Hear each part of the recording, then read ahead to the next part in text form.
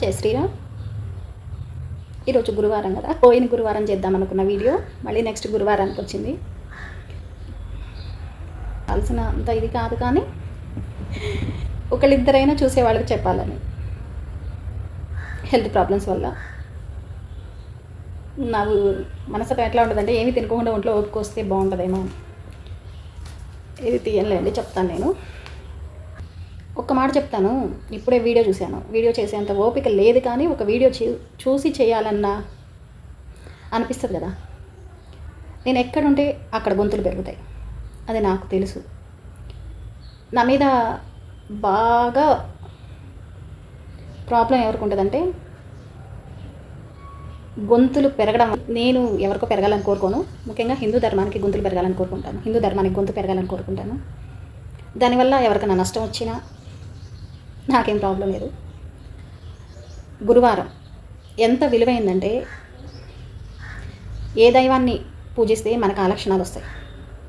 ఇక్కడ దౌర్భాగ్యకరమైన విషయం ఏంటంటే, కృష్ణుణ్ణి అంటే ప్రశ్నిస్తారు కదా, కృష్ణుడు పూజిస్తే కృష్ణుళ్ళ, అవును కృష్ణుళ్ళ వస్తాయి. ఎలా అంటే వాటి గురించి తర్వాత చూసుకుందాం. కృష్ణుడు గురువుగా పనికిరాడా మనకి? వెంకటేశ్వర స్వామి గురువుగా పనికిరాడా? సాక్షాత్తు జ్ఞానస్వరూపమైన సరస్వతీదేవి గురువుగా పనికిరాదా? అమ్మ అలిమేలు మంగమ్మ గురువుగా పనికిరాదా? శివుడు గురువుగా పనికిరాడా? కామాక్షి గురుస్వరూపిణి, గురుమూర్తి, గుణనిధి, గోమాత గురువుగా పనికిరాదా? కొత్త గురువులు కావాలి మనకి. మనలోని ఆ ఆలోచనని, మన గురువారం యొక్క శక్తిని, మన గురువుల యొక్క శక్తిని ఎరిగి, మనలో ఉన్న చంచల బుద్ధి ఉంటుంది చూసారా, కొత్తది అనే దానికి పరుగులెత్తేది, వీళ్ళకి బుద్ధి ఉంది అని తెలిసి ఈ ధర్మాన్ని నాశనం చేయాలనుకున్న వాళ్ళు కొత్తగా ప్రచారాలు చేసి, సినిమాల్లో పాటల రూపంలో, సినిమా ప్రచార రూపంలో మనుషుల్లోకి బాగా చొప్పించి, ఎందుకు ఇది ఇంత ప్రచారం అయ్యింది అని ఒకసారి ఆ టైంలో ఉన్న సినిమాలు, పాటలు, ప్రచారాలు, పుస్తకాల రూపంలో, సత్సంగాల పేరుతో ఊరు ఊరు చేరి గురువారానికి ఉన్న అత్యంత విశిష్టమైన శక్తిని, ఎందుకంటే మనిషి జన్మకి గురువు అనేది అత్యంత అవసరం. తల్లి తండ్రి అది ఒక భాగ్యం, ఆ తర్వాత ముఖ్యమైన భాగ్యం గురువు. దీనికి అంత శక్తి ఉందని తెలిసి దీన్ని దెబ్బ కొట్టాలని అసలు మన గురువు వ్యాసుడు కానీ, ఆదిశంకరాచార్యుల వారు కానీ, సాక్షాత్తు పరమేశ్వర స్వరూపమైన ఆదిశంకరాచార్యులు కానీ, ఆయన పరంపరగా వచ్చిన గురువులు కానీ, గురుపీఠాలు కానీ మనకి ప్రచారంలో లేకుండా చేసేసి, మనకు తెలియకుండా చేసేసి, గురువారాన్ని కొత్తగా ఒక దేవుడికి పెట్టి, ఆ గురువారం యొక్క శక్తిని ఆ దేవుడికి ఆపాదించి, ఆ రోజు ఉన్న నియమాల వల్ల వీళ్ళకి ఏమన్నా మంచి జరిగితే ఆ శక్తిని ఆ గురువుకు ఆపాదించి ఇంటింటికి తీసుకొచ్చి, వాడవాడకి తీసుకొచ్చి భజనలు, పాటలు, ప్రచారాలు, సత్సంగాలు. తరతరాల నుంచి ఇంట్లో ఉన్న వెంకయ్య స్వామి గురువుగా పనికిరాడా? గురుస్వరూపమైన దక్షిణామూర్తి స్వరూపాన్ని ఎక్కడో పెట్టేసి బుద్ధుడిని తీసుకొచ్చి, నేను ఆయనకి వ్యతిరేకం కాదు కానీ చెప్తున్నాను, అసలు కొత్తగా ఇంకొకళ్ళు ఎందుకు తీసుకురావాలి? దక్షిణామూర్తి స్వరూపం పనికిరాదా మనకి? దక్షిణామూర్తి స్వరూపంలో ఆయన్ని సాధన చేసిన గురువులు పనికిరారా మనకి? పరమాచార్య కానీ, రమణ మహర్షి కానీ కూర్చొని నమస్కారం చేసినంత మాత్రానే నీలో శ్రద్ధ, భక్తి ఉంటే, ఆదిశంకరాచార్యుల వారి ఫోటోలు ఉన్నాయా, విగ్రహాలు ఉన్నాయా ఎవరిళ్లలో ఉన్నా? అవైదిక మతాలు హిందూ ధర్మాన్ని నాశనం చేస్తా మనలో మనమే బోళ్ళని రకాలుగా విడిపోయి కొట్టుకొని తన్నుకొని వస్తుంటే, సాక్షాత్తు శివస్వరూపమైన ఆదిశంకరాచార్యుల వారు వచ్చి భూమండలాన్ని అంతటిని తిరిగి 32 సంవత్సరాల వయసులోనే ప్రతి గుడికి, మనకు ఆ శక్తి లేక, మనం ఆ దేవతని ఆ శక్తితో పూజించే శక్తి లేక, మనకి ఆ గుళ్ళు పాడుపడిపోతే అక్కడికి వెళ్తే అమ్మవారి శక్తిని మన అనుష్ఠాన బలం లేక మనం దర్శించలేకపోతున్నామని దాన్ని తగ్గించి తగ్గించి తగ్గించి శ్రీచక్ర రూపంలో ప్రతిష్ఠించి, ఎక్కడ ఏది అవసరమో అది చేసి, ఆ గుళ్ళల్లో దేవతాశక్తుల్ని మన అనుష్ఠాన బలానికి తగ్గించి స్తోత్రాలు వాళ్ళని వీళ్ళని అడుగుతారు. ఆదిశంకరాచార్యుల వారు ఇచ్చిన స్తోత్రాలు తెలీదా మనకి? ఆదిశంకరాచార్యుల వారు ఇచ్చిన స్తోత్రాలు మనకు లేవా?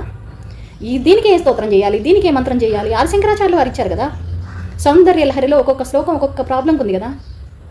ఆదిశంకరాచార్యులు సాక్షాత్తు శంకర స్వరూపమని, ఆయన విష్ణువుకి భక్తుడని, విష్ణు భజగోవిందాన్ని ప్రచారం చేశారని, విష్ణు శివుడికి భక్తుడని, ఇంత ఏకంగా ఉన్నారు కదా.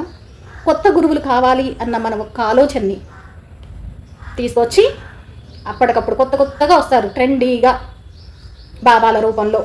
అప్పుడు సాగినప్పుడు ఆ బాబా, తర్వాత ఇంకొక బాబా, తర్వాత ఇంకొక గురువు. మనకు అసలు సిగ్గు కూడా ఉండదు.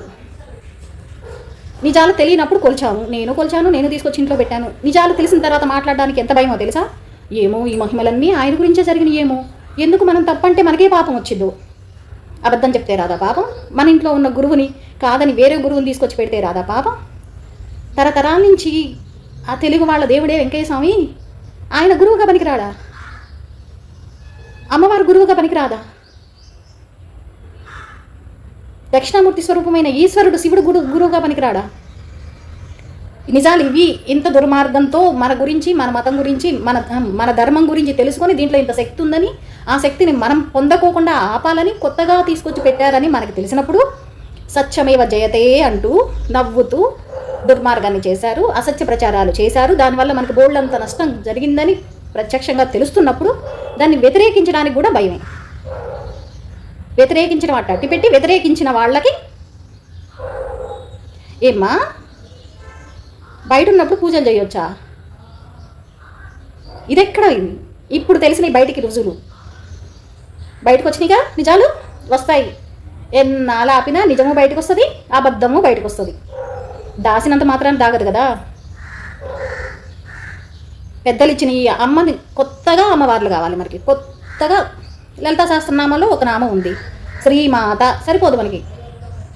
భగమాలిని, భైరవి, రేపు చాముండా, ముండా, అమ్మవారు ముండా అసురుని చంపితే వచ్చిందని తర్వాత కొత్తగా ఉన్న నామాలన్నిటికీ ఒక్కొక్క రూపాలు తీసుకొచ్చి పెడతారు. ఈ నామాలన్నిటి సమాహారమే బిందు మండల మధ్యస్థ భైరవి, భగమాలిని, శ్రీ లలితాపరాభట్టారికా దేవత. సరిపోదా అమ్మవారు మనకి?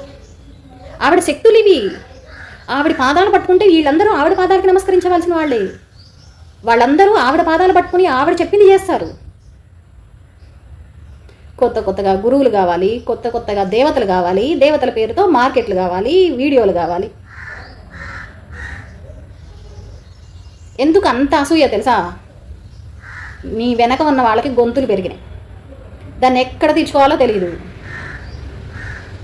అందుకని కక్కుతున్నారన్నమాట. బోల్డన్ని విషయాలని తట్టుకున్నదాన్ని